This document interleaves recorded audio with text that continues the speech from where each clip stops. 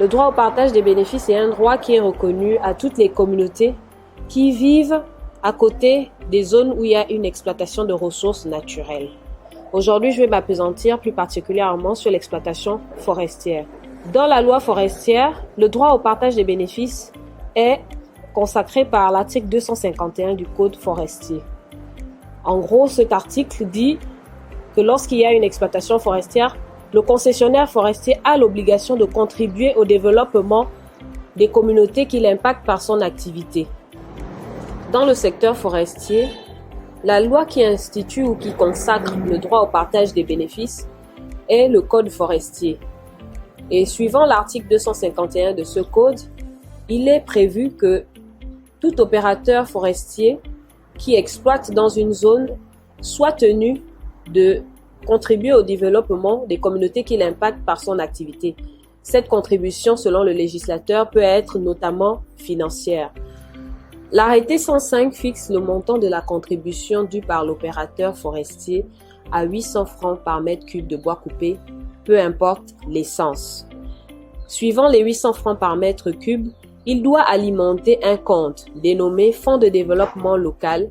Ce fonds de développement local est pour le financement des projets d'intérêt communautaire.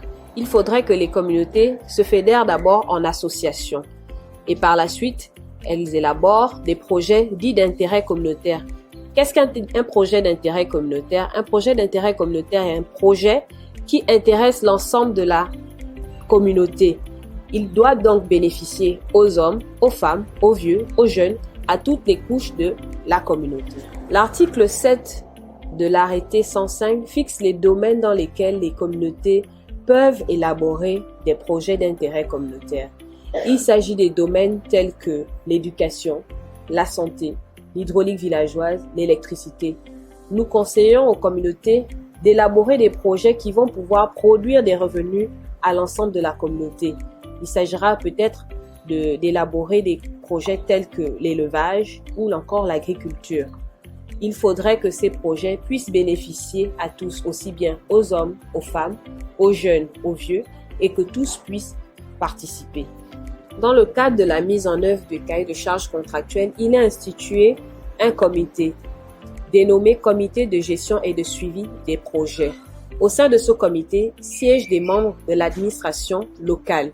Il s'agit du préfet qui a la place de président du comité, des représentants de la mairie si la communauté est localisée au sein d'une commune, des représentants de la direction provinciale des eaux et forêts ou du cantonnement des eaux et forêts, des représentants du concessionnaire forestier et des représentants des communautés impactées. Chères communautés, si au sein de vos finages villageois, il y a un opérateur forestier qui est en train d'exploiter et que cela fait déjà 1 an, vous êtes en droit d'exiger un cahier de charges contractuel.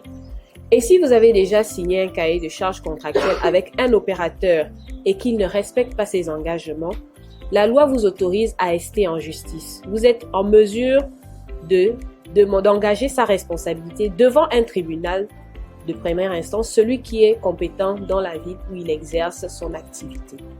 Pour plus d'informations, vous pouvez nous contacter au numéro qui s'affichera en dessous de l'écran.